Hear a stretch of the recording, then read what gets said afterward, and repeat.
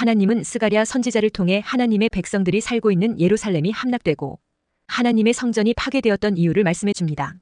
그것은 유다 백성들이 금식하지 않았기 때문에 그렇게 된 것이 아니라는 것입니다. 그 이유는 하나님이 주신 말씀과 계명을 듣지도 않고 순종하지도 않으며 무시했기 때문이라고 말씀하고 있습니다. 하나님이 선민인 이스라엘에게 주신 말씀과 계명이 무엇입니까? 본문 9, 10절에 만군의 여호와가 이같이 말하여 이르시기를 너희는 진실한 재판을 행하며 서로 인애와 긍휼을 베풀며 과부와 고아와 나그네와 궁핍한 자를 압제하지 말며 서로 해하려고 마음에 도모하지 말라 하였으나 했습니다. 사랑과 공의를 기본 성품으로 가지신 하나님이 그의 택한 이스라엘 백성들에게 명령했습니다. 너희는 공정한 재판을 하고 힘없고 약한 자들을 보호하고 선하게 살아라고 하신 것입니다. 그런데 이스라엘은 자신들이 하나님의 선택받은 백성 된 것만 자랑했지 하나님 말씀에는 순종하지 않았습니다. 아니, 하나님 말씀 듣기를 싫어했습니다. 본문 11, 12절에 그들이 듣기를 싫어하여 등을 돌리며 듣지 아니하려고 귀를 막으며 그 마음을 금강석 같게 하여 율법과 만군의 여호와가 그의 영으로 옛 선지자들을 통하여 전한 말을 듣지 아니하므로 큰 진노가 만군의 여호와께로부터 나왔도다 했습니다.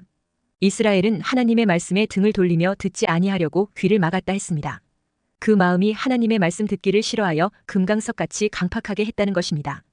그러자 하나님의 큰 진노가 그들에게 왔다는 것입니다. 그 결과 예루살렘이 함락되고 성전이 파괴되었다는 것입니다.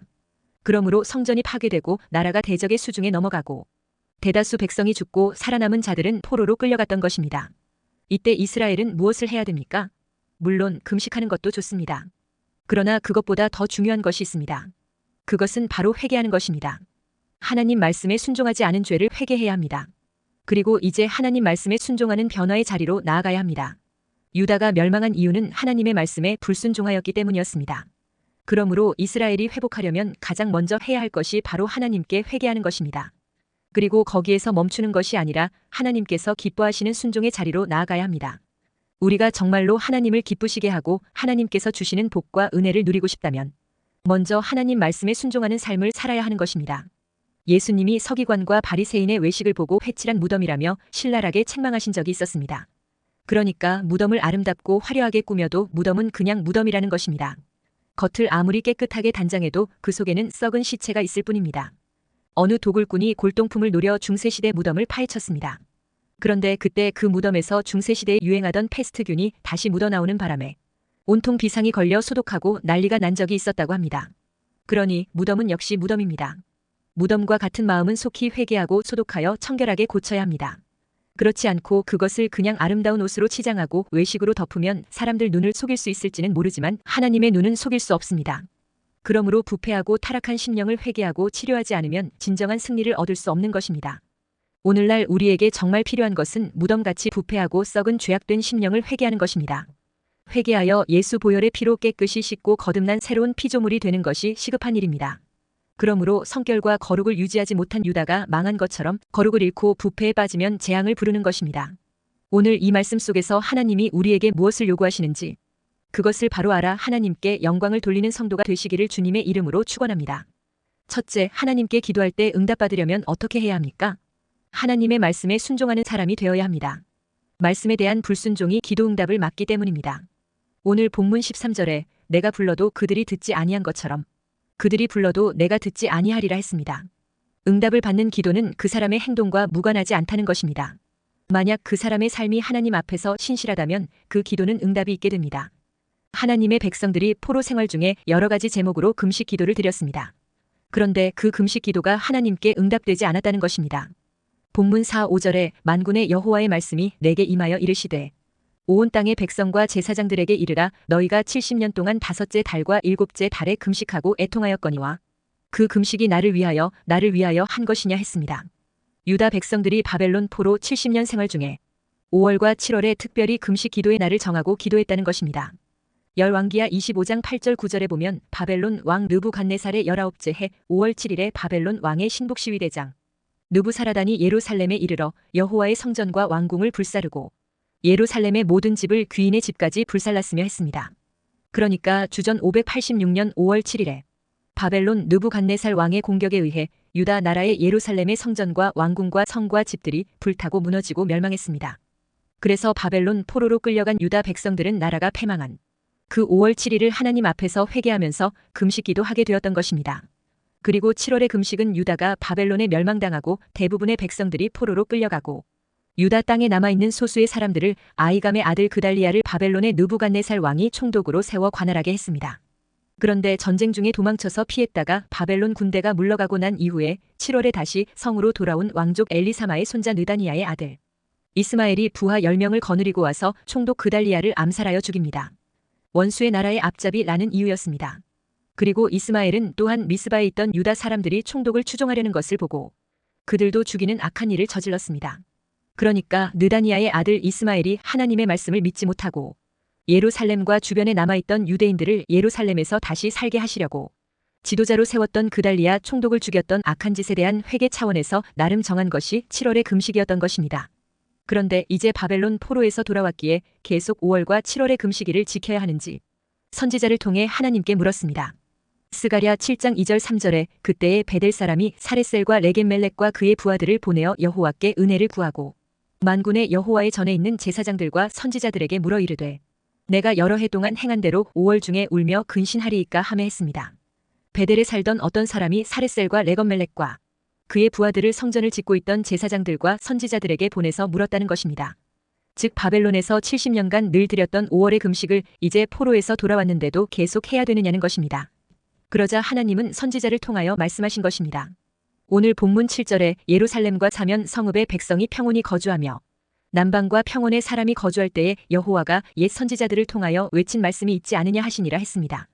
그러니까 너희 유다가 망하기 전 남방과 평온에 너희들 조상들이 거주할 때에 여호와 내가 옛 선지자들을 통하여 외친 말씀을 모르느냐는 것입니다. 그때 하나님은 이사야, 예레미야, 에스겔, 아모스, 호세아, 요엘, 미가, 나훔, 스바냐, 하박국 등 수많은 선지자들을 보냈습니다. 그리고는 하나님만을 경외하라, 회개하라, 순종하라 했습니다. 그때 이미 위선과 형식적인 신앙에서 벗어나 진정으로 가난한 이웃, 힘없는 고아, 과부, 나그네들을 돕고 보살피라는 말씀을 주셨다는 것입니다. 그런데 결국 불순종하다가 망했고 그래서 부끄러워 금식을 했습니다. 그런데 문제는 포로 생활을 하면서도 여전히 자기의 유익만 구하고 있고 가난한 이웃들을 전혀 돕지 않으면서 금식만 하면 된다고 생각하지 않았느냐는 것입니다. 그런 형식적이고 위선과 외식된 너희들이 5월과 7월의 금식을 해야 되는지 하지 않아도 되는지를 묻고 있으니 그게 말이 된다고 생각하느냐는 것입니다. 그리고 금식에 대한 질문하는 그들에게 하나님은 말씀하시기를 너희들이 하는 5월과 7월의 그 금식이 과연 누구를 위한 금식이었냐고 반문하고 계십니다. 둘째, 아무리 많은 금식 기도를 해도 순종하는 삶이 없으면 응답도 없다는 것입니다.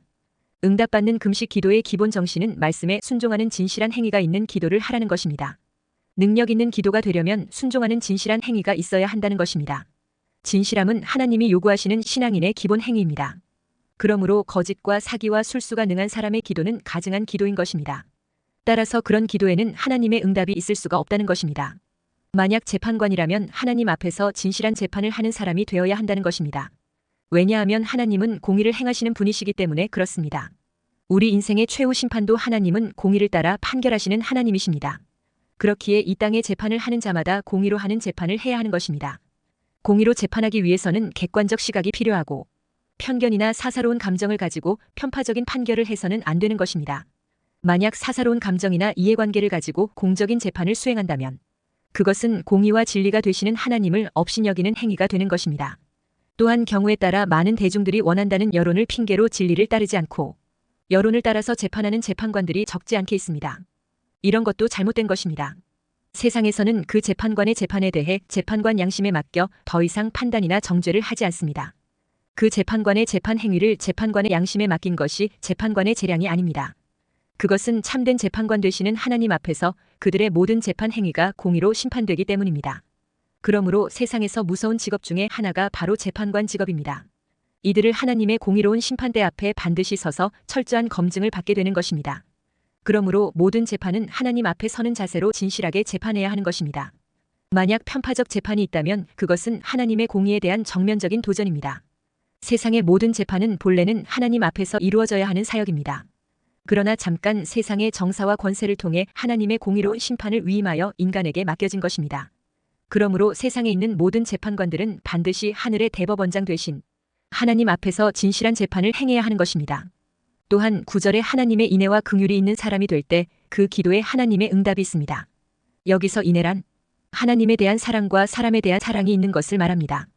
그 하나님의 인애 속에는 자비와 사랑과 신실함과 충성이 있습니다. 그러므로 거기에는 이간질이나 비방이 있을 수 없는 것입니다. 이간질이나 비방은 모두 인애가 없기 때문에 나오는 일들입니다. 사랑은 모든 허물을 덮어줄 수 있습니다. 그러므로 허물을 캐내려고 하는 것은 사랑이 아닙니다. 그렇다고 무조건 모든 죄를 덮어주는 것이 사랑은 아닙니다. 물론 진리를 추구한다면서 허물까지 들추어내어 지적하는 것은 잘못된 것입니다. 스스로 뉘우치고 자복하도록 도와야지 억지로 드러내는 것은 바람직하지 않습니다. 그런데 또 사랑으로 허물을 덮어준다면서 무조건 죄를 덮어주는 것도 옳지 않습니다. 그러므로 진정한 인애가 무엇인가를 밝히 알아야 합니다. 우리가 세상을 살아가면서 바르고 정의로운 판단만 가지고는 복된 삶을 살 수 없습니다. 왜냐하니까 모든 인간은 연약한 존재이기 때문입니다.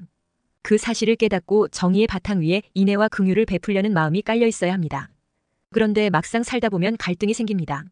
그때 십자가를 지시고 우리를 사랑하시고 용서하신 그 은혜를 바탕으로 모든 일을 대해야 합니다. 이 십자가의 은혜로 바라보는 자세가 바로 긍휼입니다. 긍휼이란 말은 그 어원이 어머니의 태라는 뜻을 가지고 있습니다. 모태를 같이 하는 형제의 깊은 애정 같은 것이 긍휼이라는 것입니다. 하나님은 긍휼에 대해서 말씀하실 때에 베푸는 자가 되라고 하십니다. 긍휼을 생산해내라고 말씀하시는 것입니다. 자기 안에 십자가의 긍휼이 있는 자만이 하나님의 긍휼을 얻을 수 있는 것입니다. 그리고 긍휼은 약한 자를 보호하는 것입니다. 하나님은 약한 자의 편에 서십니다. 하나님은 언제나 과부와 고아와 나그네와 궁핍한 자의 편에 서십니다. 과부는 고통스러운 사람을 상징합니다. 고아는 보호받지 못하는 사람을 상징합니다. 그리고 나그네는 할례를 받고 이스라엘화했으나 자기 기업을 갖지 못하고 안전한 거처를 갖지 못한 사람들을 상징합니다. 또한 궁핍한 자는 비천하고 압박당하는 사람들입니다. 이들은 모두 연약한 지체들입니다. 이들을 보호하는 사람이라면 하나님은 그 사람의 기도에 응답해 주십니다. 일반적으로 하나님은 강한 지체보다 연약한 지체에 존귀를 더하시는 분이십니다. 그러니까 하나님은 대체적으로 강한 자에게 은혜를 베풀지 않고 약한 자에게 은혜를 더하시는 분이십니다.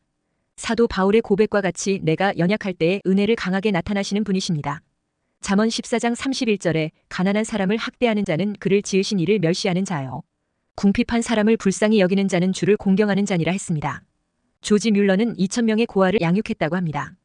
고아들을 위해서 $700만 이상을 모금을 했다고 합니다. 그의 생애가 끝날 때까지 고아들을 위해서 살았다고 합니다. 괴테는 말하기를 친절은 사회를 하나로 엮어놓는 황금 사슬이라고 했습니다. 모두가 이기주의화되고 개인주의화되는 이 시대에서 약한 자를 돌아보는 친절은 사막화되어가는 인간의 마음의 밭에 향기 나는 한 송이 꽃과 같습니다. 뿐만 아니라 가난한 자, 소외된 자를 돌아보는 자가 하나님의 인정을 받을 수가 있습니다. 그러므로 우리는 과부와 고아와 나그네와 궁핍한 자를 도우려는 선한 마음을 가지고 있어야 합니다. 남을 해하려 하여 심중에 도모하면 안 됩니다. 이웃을 해하려고 거짓 증거를 하는 자는 기도의 응답을 받을 수가 없습니다. 셋째, 하나님의 말씀을 듣는 자가 응답을 받습니다. 그러나 하나님의 말씀을 듣지 않고 순종하지 않으면 재난과 재앙이 따르게 됩니다. 본문은 하나님의 말씀에 순종치 않았을 때 벌어지는 일들에 대해서 말하고 있습니다. 하나님을 섬긴다는 나라가 공정한 재판이 이루어지지 않고 있음을 지적하고 있습니다.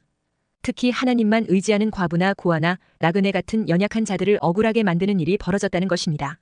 나아가서 하나님의 선민이라고 자부하는 그들이 하나님의 말씀에는 등을 돌리고 들으려 하지 않는다는 것입니다. 바로 이런 일로 인해서 그 아름다웠던 땅이 황무지가 되어버렸다는 것입니다. 그러자 뒤늦게 그들이 하나님께 부르짖고 기도를 합니다. 그러나 하나님은 그들의 부르짖음에 응답하시지 않으시는 것입니다. 하나님의 말씀은 그들을 속박하기 위해 주신 것이 아니라 사랑하기 때문에 주신 축복의 말씀인 것입니다. 그 말씀을 지킴으로 하나님의 사랑 안에 거하게 하기 위해서 주신 것입니다. 하나님과 가까이 있게 하기 위해서 주신 것입니다. 부담 주기 위해서 주신 말씀이 아닙니다. 하나님의 말씀은 자체가 능력이 있어서 사람을 바로 인도하게 되어 있습니다. 디모데후서 3장 16절 17절에 모든 성경은 하나님의 감동으로 된 것으로 교훈과 책망과 바르게 함과 의로 교육하기에 유익하니 이는 하나님의 사람으로 온전하게 하며 모든 선한 일을 행할 능력을 갖추게 하려 함이라 했습니다. 하나님의 말씀을 듣고 청종하는 것이 선한 일을 행할 능력을 갖추게 하는 것일까요? 그것은 이 말씀이 곧 예수님이시기 때문에 그렇습니다. 그래서 요한복음 1장 1절에 태초에 말씀이 계시니라 이 말씀이 하나님과 함께 계셨으니 이 말씀은 곧 하나님이시니라 했습니다. 그런데 이 말씀은 곧 말씀이 육신이 되어 오신 예수님이십니다. 그래서 요한복음 1장 14절에 말씀이 육신이 되어 우리 가운데 거하심에 우리가 그의 영광을 보니 아버지의 독생자의 영광이요 은혜와 진리가 충만하더라 했습니다. 하나님은 축복의 백성으로 선택한 이스라엘 백성에게 축복의 말씀인 하나님의 말씀을 주었습니다. 그들이 이 말씀을 지키면 축복이 되고 지키지 않으면 올무가 될 것이라고 했습니다. 그런데 불행하게도 그들은 지키라고 주신 말씀을 듣지 않았습니다. 그러자 재난이 오고 재앙이 오게 되자 그때야 하나님께 부르짖기 바빴습니다. 부르짖느라고 제대로 하나님의 말씀을 듣지도 못했습니다. 그저 금식하기에 바빴으나 제대로 된 하나님의 음성을 듣지는 못했습니다. 이러한 이스라엘을 향하여 하나님은 말씀하십니다. 내 음성을 듣지 않으므로 나도 너희의 기도를 듣지 않겠노라 하시는 것입니다. 이렇게 상황에 따라 우리의 열심이 하나님의 뜻을 빗나갈 때가 있습니다. 그러니 이스라엘이 금식은 하는데 하나님의 음성을 청종하기는 싫어하는 모순된 일이 벌어지는 것입니다. 금식은 하면서도 하나님의 말씀에 대해서는 배타적 태도를 취하는 것입니다. 마음을 금강석 같이 한다는 것입니다. 금강석은 바위를 자를 만큼 강한 돌입니다.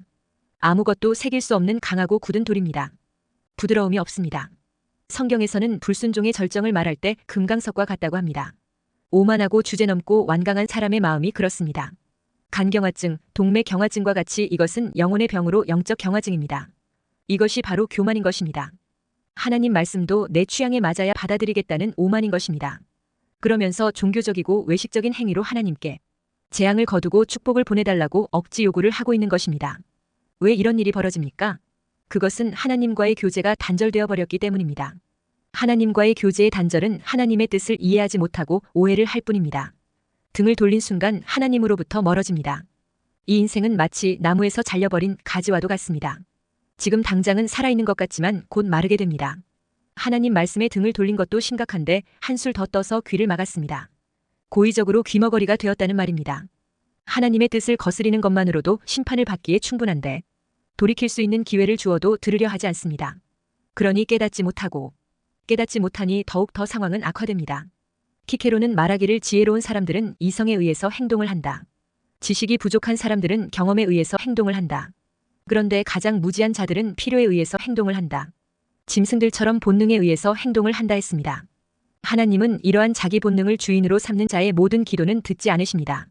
왜냐하니까 이들은 하나님의 말씀을 청종하기를 싫어할 뿐 아니라 성령으로 전한 말을 거절하기 때문입니다. 하나님의 권위에 반역을 합니다. 마치 앞에 있는 예수님을 보고 듣고 하면서도 배척했던 유대인들과 다를 바가 없습니다. 이들은 진실을 왜곡시키고 변질시킵니다. 귀로 들어도 순종하지 않는 것은 거절하는 것입니다. 왜 사람들은 이렇게 하나님의 말씀을 들으면서도 거절을 할까요? 죄악 때문입니다. 죄악 가운데 있는 사람은 육신의 정욕을 따르게 되어 있습니다. 그래서 그들에게 남아있는 것은 진노의 몽둥이일 뿐인 것입니다.